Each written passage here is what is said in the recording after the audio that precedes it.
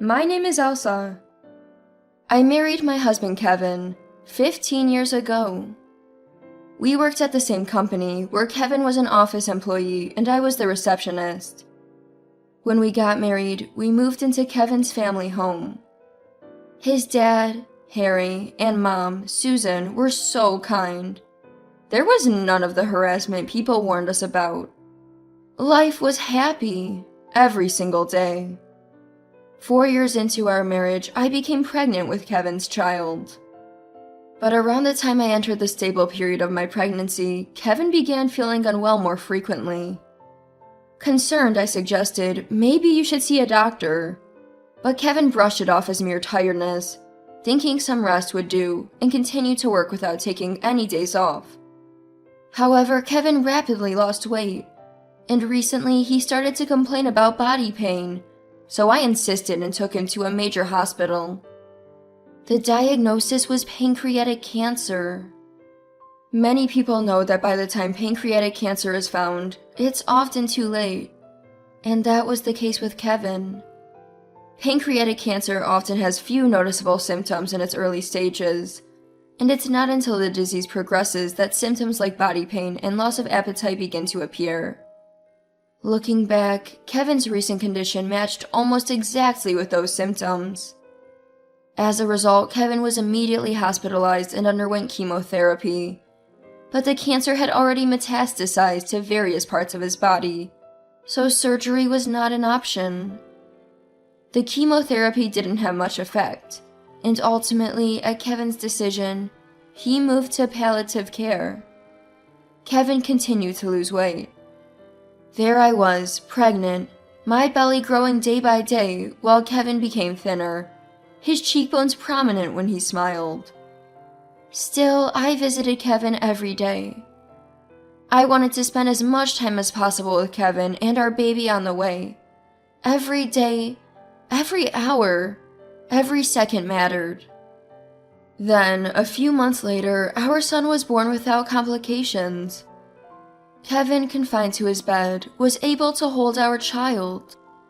When Kevin held our son, he shed tears of joy, and not just him, but everyone present, me and the in-laws, couldn't help but cry too. "I'm so glad to be alive." Kevin's words as he embraced our son are etched in my memory.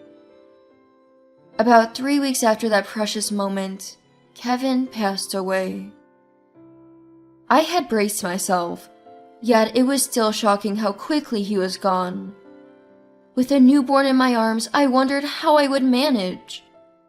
But I didn't have much time to dwell on these thoughts, as my son was a whirlwind of crying, laughing, and growing as much as he could. As a mother, I knew I had to raise him right. After Kevin's funeral, I sat down with my in-laws for a serious talk. "Harry, Susan, I can't thank you enough for everything. Could I possibly stay here until I'm ready to go back to work?" I asked, and they looked at me with surprise. Harry and Susan exchanged glances, and then Harry spoke up. "Elsa, neither my wife nor I have ever thought of asking you to leave. You're our daughter too. Thank you for giving us such a precious grandchild. If it's all right with you, would you consider staying here with us permanently?" Their unexpected offer brought tears to my eyes. The tears fell on my son's cheek, and I was once again struck by the reality that he was mine and Kevin's child. As I cried, Susan came over and gently rubbed my back. "Elsa, you don't have to do this alone." Hearing those words, I was overwhelmed with tears once again. I realized anew that my beloved Kevin was raised by such a good man. That's why he was such a wonderful person. About a year later, our son started to walk, and his cuteness was more polished than ever. Suddenly, sister-in-law and her husband returned to the in-laws' house. This was the first time meeting my sister-in-law, Pip. As I had heard from Kevin before, Pip was quite the troublemaker, and apparently, a few years before we got married, she had taken off with Harry's money. Of course, since Pip left, the in-laws had not been in touch with her, So not only me, but even the in-laws had no idea that Pip was married. Moreover, Pip and her husband Aaron had been running a company together, which had gone bankrupt. They were broke and homeless, claiming it would be impossible to carry on with their lives from tomorrow. I admit I was wrong in the past, and I apologize. So please, let us stay here for a while. With those words, Pip apologized deeply at the doorway. Though she's been a troublemaker for the in-laws, she's still their real daughter after all. The in-laws just couldn't turn away their troubled daughter and reluctantly allowed her to stay, with the condition until she finds the next job. But this was the beginning of everything. The moment the in-laws allowed Pip to stay, she began to do as she pleased and started calling me a freeloader. Pip's husband, my brother-in-law Aaron, joined her in saying, "You're living with us, so you better work hard, you know." They started bossing me around like a servant and even had the nerve to say, "Hey, we're out of work and short on cash. We want to go out for some fun, so lend us some money, will ya?" Then they forcefully took my wallet and helped themselves to the cash inside. Could this person really be Kevin's sister? The daughter of those in-laws? She was the worst kind of person I could suspect of not even being human. It had been 3 months since sister-in-law and her husband settled in the in-laws' house. Just like that. But the sister-in-law couple, instead of looking for jobs, didn't lift a finger around the house. They showed no signs of planning to leave. "Hey, what happened to my brother's inheritance? He worked at a good company, right? Must have had some savings. Isn't it strange for you to get it all?" She pressured me to give up Kevin's legacy. Just then, Harry happened to pass by and he warned Pip. So fortunately, it didn't go any further. To be honest, I was at my wit's end. Living with my sister-in-law and her husband like this was more than I could bear. Around that time, Aaron started making advances towards me, suggesting an affair. Feeling a deep sense of revulsion, I took that as my cue to leave the in-laws' house. I couldn't tell the in-laws about Aaron's proposition. There was no proof. So I told them I wanted independence from my work in my son's daycare and left. I rented an apartment not too far from the in-laws' house and started a new life with my son. It was tough doing everything alone at first, but it was nothing compared to living with the sister-in-law couple. However, even after I left, they showed no intention of getting jobs. Instead, they began demanding money from the in-laws, and Pip kept contacting me, insisting on getting Kevin's inheritance. It wasn't this bad when I was there, but after I left, the sister-in-law couple would drink and create chaos if anything displeased them at the in-laws. When they were refused money, they would rampage until they got it. The stress of the situation caused the in-laws to lose weight dramatically. By the time I visited the in-laws' house after a long while, it was no longer the place I remembered. The curtains were old and shabby, and there was trash scattered around. Kevin's usually immaculate altar was dusty, and the in-laws seemed to have lost the energy even for daily chores. Worried, I started thinking about what to do, but then Harry passed away. Susan, already frail, was devastated by his death. Within days, she hardly ate anything. But who could blame her for falling apart?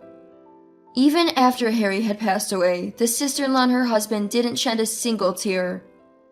Instead, they persistently pressed Susan, asking, "What about Dad's inheritance?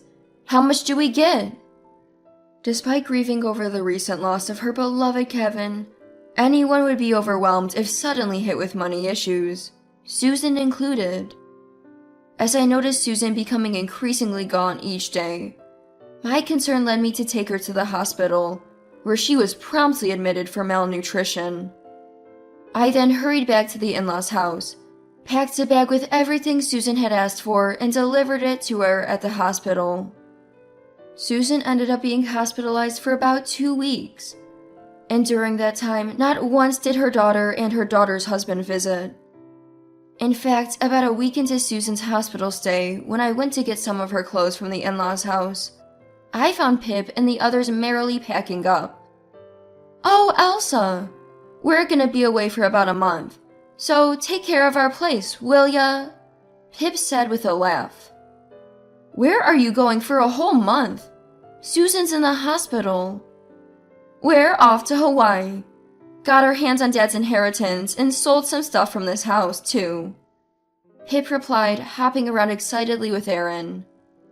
Pip had been eyeing the valuables in the in-laws' house for a while and seized the opportunity of Susan's hospitalization to sell them off at a pawn shop.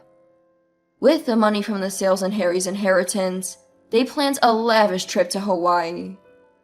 I urged them to visit Susan, but they didn't listen and left for Hawaii with high spirits. When I returned to the hospital and told Susan, her reaction was unexpectedly enthusiastic. I had braced myself for her anger at the unauthorized sale of her family's possessions, but Susan's eyes sparkled as she exclaimed, "The time has finally come." She was actually excited. Turns out, Susan had been considering selling the house for some time. She revealed that even when Harry was alive, there had been talks of selling the house. If this continues, the sister-in-law and her husband will end up taking over my in-laws' house. My mother-in-law, with that in mind, began to gradually pack out their belongings and consult with real estate agents. Then, when Harry passed away, Susan was convinced that she had reached her limit. Susan explained that she had thought of selling her house somehow and using that money to move into a nursing home.